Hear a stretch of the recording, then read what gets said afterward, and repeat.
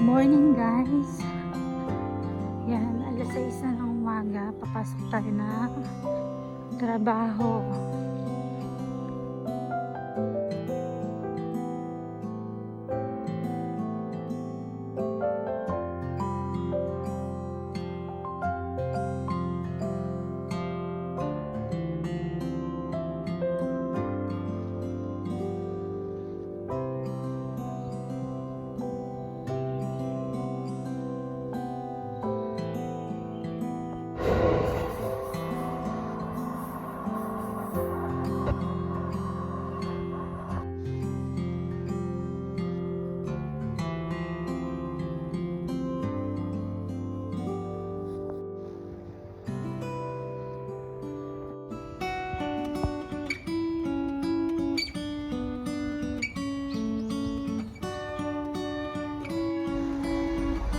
Ganda ng araw guys.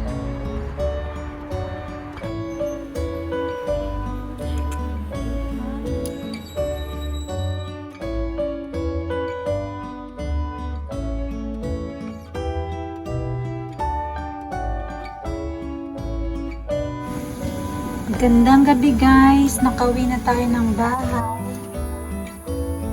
Yan. Papaano tayo ng saging. Nakabili ako ng saging sa Don Quijote. Naglalaga na lang ako ng saging. Wala naman tayong magagawa. Kaliligo ko lang din. Kaya yan. Inaano ko pa yung buhok ko. Pinapatuyo bago yung blower. Matanda na talaga tayo.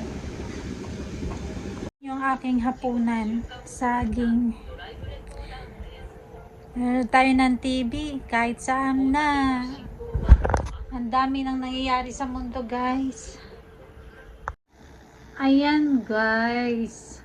Tagalan natin hindi nakapagkwentuhan, no? Kasi, maraming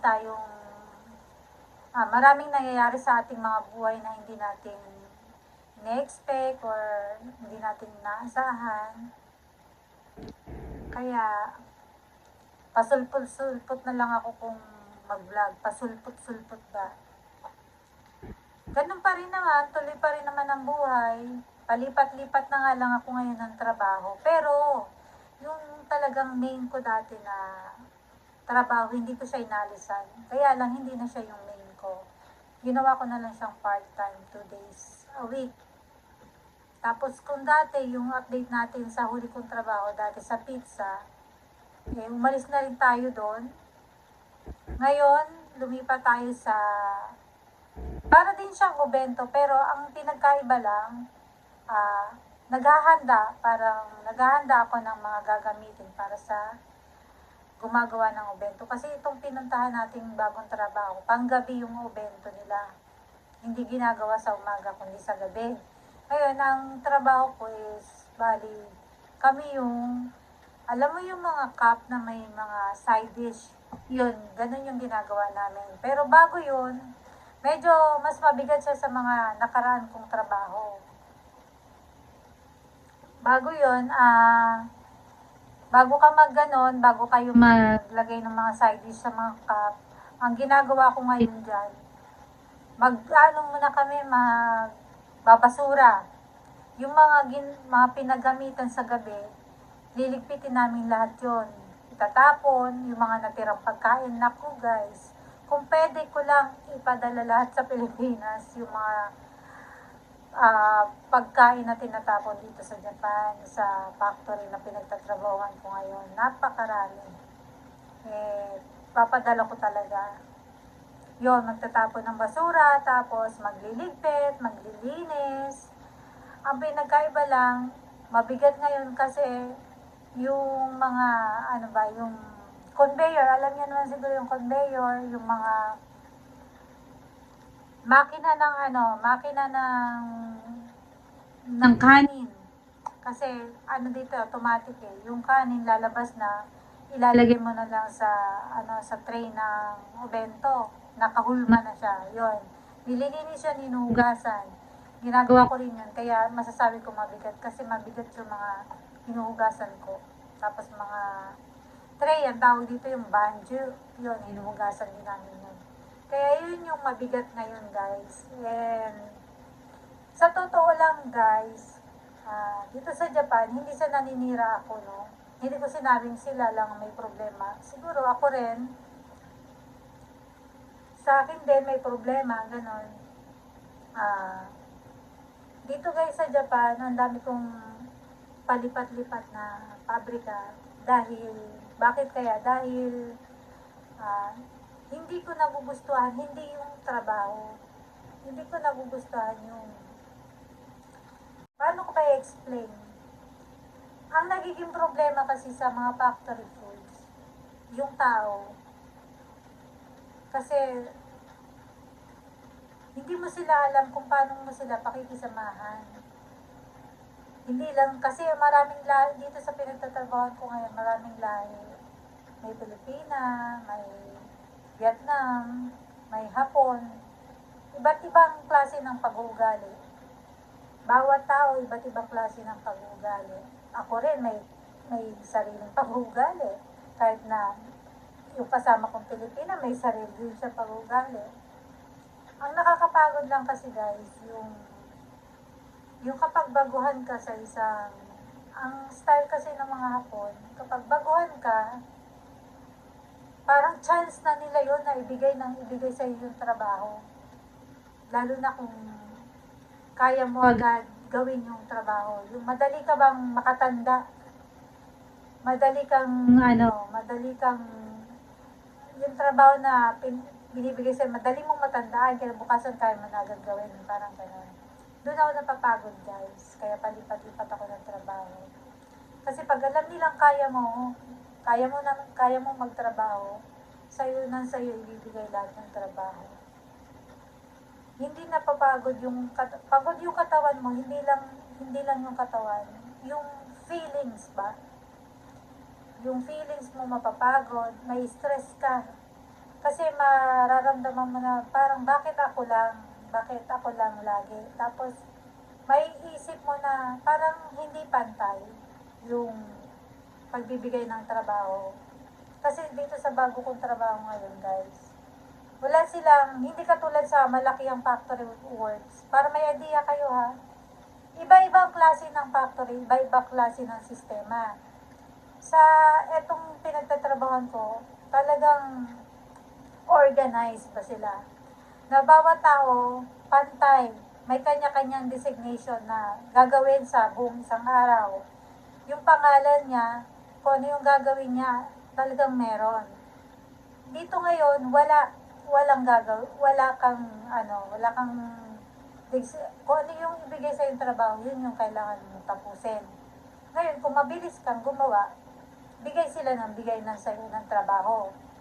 Ngayon, kahit bagalan mo, kapag baguhan ka, sa'yo ibibigay ang trabaho, lalo na kung maraming mata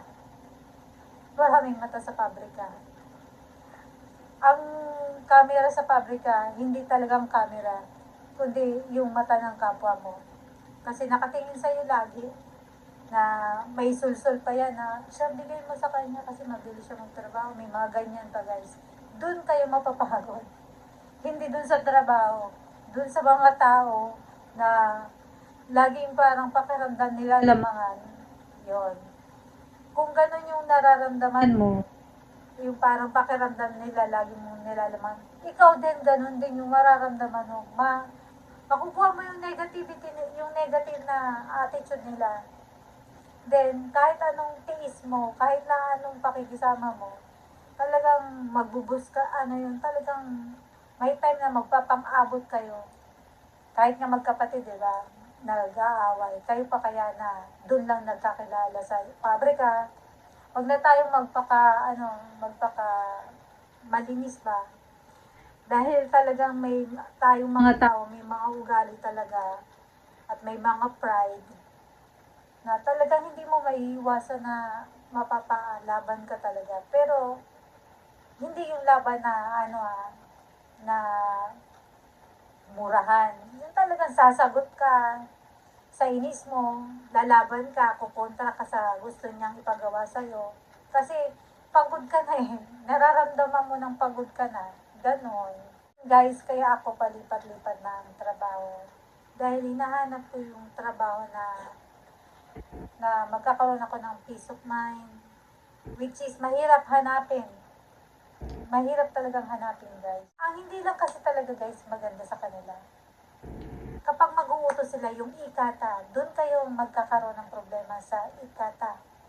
Ano ba yung ibig sabihin nun sa Tagalog? Yung the way na kung paano nila ipagawa sa'yo yung trabaho. Pwede naman na hindi ka magagalit kung mabait nilang sasabihin na, ganito, pwede mo bang gawin to, parang ganon, pwede ba, tulungan mo ko dito. Yung may ganon, pero hindi kasi, lalo na pag stress din sila, at hindi nila kayang labanan yung iba, ikaw lang na sa tingin nila kaya nila, ikaw ang sasalo ng stress nila. Yung alam nilang hindi ka palaban, alam nilang hindi ka sasagot, alam nilang oo ka lang ng oo. Ikaw ang magiging kawawa. Kasi sa'yo nila ibubunton yung stress nila. Ganun, guys. Tapos, ipapagawa nila na ipapagawa yung gusto nila ipagawa sa'yo. Yun, doon ako napapagod. Parang itong mga nakaraang taon, kahit gustuin kong mag-vlog, parang nawawalan ako ng inspirasyon. At ang dami kong iniisip. Kaya ito na namang bago kong trabaho. Wala pa akong 3 months. Alam niyo bang wala pa akong 1 month, pinagawa na sa akin lahat. Tapos kulang na lang, gawin ko yung lahat ng trabaho doon. 2 months pa lang ako pero pakiramdam ko 1 taon na ako nagtatrabaho doon sa kaisan na yon. Kaya etong huli, hindi na ako nakatiis. Nagsumbong na ako sa office. Kahit na alam kong hindi ka kakampihan. Makikinig lang sila sa sumbong mo, guys. Kasi baguhan ka. Pero hanggat maaari ang kakampihan nila, syempre yung matagal sa kanila. Kasi subok na nila yon, hindi yun naalis. Kasi yun ang kailangan nila eh, yung taong hindi umalis sa kaysa yung taong mapapakinabangan nila ng matagal. Mag-blower na tayo, guys. Kain na tayo ng saging. Yan ang ating hapunan. Maniba lang. Alam niyo yung maniba lang, yung hindi pa siya hinog, hindi rin hilaw. Yung nasa gitna lang siya. Kain. Malamig. Naka-heater tayo. Buko. Dry na dry. Naglalagas yan, guys, kaya ganyan. Yan o. Ito yung mga ganito yung masarap yan eh. Masarap isaw-saw sa bagoong. Tapos masarap lupakin. Alam niyo yung nilupak? Sarap. Matamis na. Alam niyo yung nilupak na saging, guys? Yung binabayo. Lalagyan ng asukal lang. Tsaka nyog. Yung bagong kadkad na nyog. Tapos pag tapos na, lalagyan ng butter. Yun yung masarap. Kain. Ayan guys, hanggang dito na lang ang ating vlog. Thank you for watching. Bye!